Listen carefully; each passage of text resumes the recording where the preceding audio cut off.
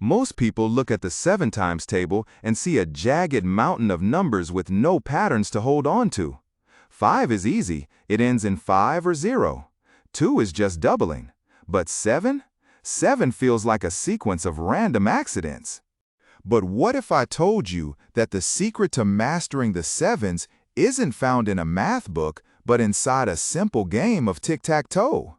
Let's watch as Grandpa John Louie sits down with 8-year-old Giselle. Instead of a chalkboard, he draws a simple 3x3 grid on a piece of paper. He starts at the top right corner and begins counting down vertically. Look at the right-hand column. He writes a 1, then a 2, then a 3.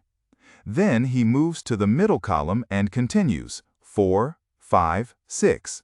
Finally, the left column, 7, 8, and 9. At first glance, it just looks like a grid of digits. But watch what happens when John Lewis adds the tens place. He tells Giselle, we're going to read these rows like a book, from left to right. In the first row, he puts a 0, then a 1, then a 2. Now, here is the aha moment. Look at the end of that first row. We ended with a 2. To start the second row, we simply repeat that 2. So the second row becomes 2, 3, and 4. And just like before, since we ended the row with a 4, we start the third row with a 4. That final row becomes 4, 5, and 6. Let's take a step back and look at what just appeared on the paper. 0, 7, 14, 21, 28, 35, 42, 49, 56, 63. As Giselle's eyes light up, she realizes the random mountain has been leveled.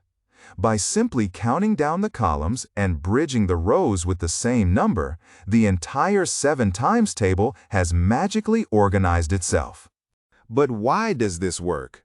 Why does a game of tic-tac-toe capture the essence of the number 7?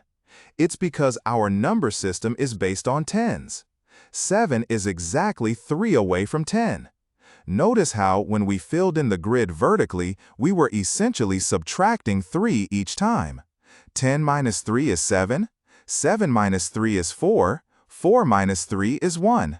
When you see the math this way, you realize that numbers aren't just things to be memorized. They are pieces of a puzzle that always fit together if you know where to look.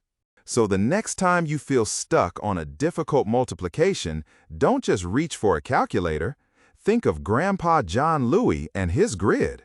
Because sometimes the hardest problems in math don't require more effort. They just require a better way to look at them.